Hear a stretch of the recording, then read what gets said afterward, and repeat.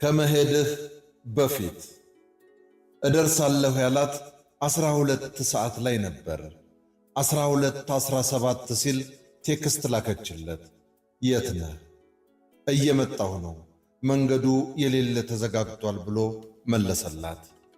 ቀድማ ተጣጥባ አለኝ የምትለውን የራት ልብሷን ለብሳ ካስቴል ቀይ ወይኗን በተለኮሱ ሻማዎች አጅባ የመመገቢያው ጠረጴዛ ላይ አስቀምጣ ተቀምጣለች። በማርፈዱ አልተበሳጨችም። ያልጠበቀችው ነገር ሆኖም ቅር አልተሰኘችም። በምንምና በማንም ላለመጎዳት ብቸኛው መፍትሄ ከማንም ምንም አለመጠበቅ መሆኑን ከተማረች ቆይታለች። አርፍዶና ቀርቶ ልብን የሚያሳዝን ወዳጅን ብዙ ጠብቆ ከመሰበር ይልቅ ቀረም መጣም እኔ እንደሆን ራቴን መብላት ወይኔን መጨለጤ አይቀር ብሎ ተደላድሎ መቀመጡ ይሻላል ብላ ታምናለች። ካልጠበቁ ቀረ ብሎ መከፋት አይኖርማ። የ12 ዓመት ልጅ እያለች አባቷ ጓዙን ጠቅልሎ ለፊልድ ጉዞ ወደ አርባ ምንጭ ሄደ። ቀናት አልፈው ድምፁ ሲጠፋ እናቷ ቆይ ይደውላል ትላት ነበር። ቆየት ብላ ደግሞ ሥራ በዝቶበት ነው ማለት ጀመረች። ከዚያም ዝም አለች። አባቷ ተመልሶ አልመጣም። ዳግመኛ አላየችውም። ይህ ከሆነ 15 ዓመታት አልፈዋል።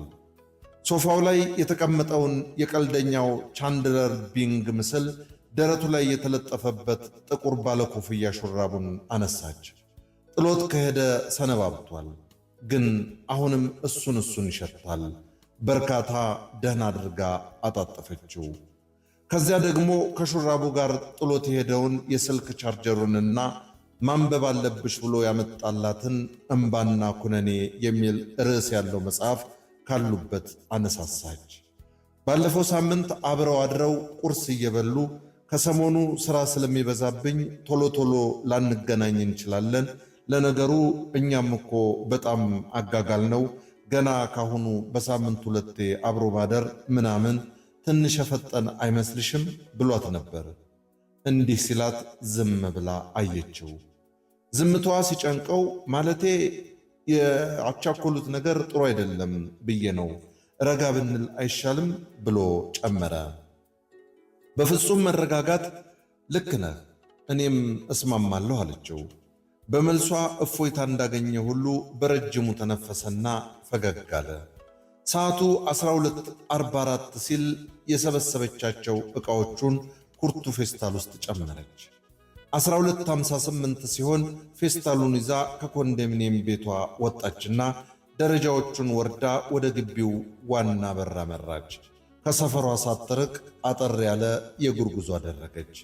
1 ሰዓት ከ3 ላይ ደወለላት። ስልኳ ሲጠራ እያየች ዝም አለች። መጥራቱን አቆመ። ከዚያ ደግሞ እንደገና ጠራ። 1 ሰዓት ከ5 ላይ፣ 1 ሰዓት ከ7 ላይ፣ 1 ሰዓት ከ8 ላይ።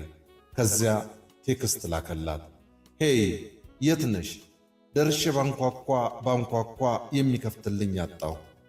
ቆየት ብሎ ሰዓቱ 2:09 ሲል ቴክስት ላከችለት።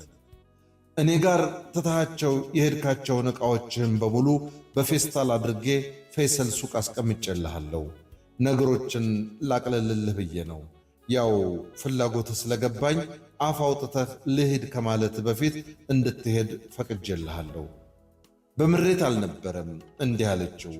ከልጅነቷ ጀምሮ በምትወደው ሰው መተወን እንደለመደች ቆፍጣና ሴት ጥርሷን ነክሳ ነው። ቴክስቱን እንደላከች ብሎክ አደረገችው። ሕይወት እምሻው እንዳዘጋጀችው በለጠ ሸቴ ዘሀገረ ኢትዮጵያ እንዳቀረበው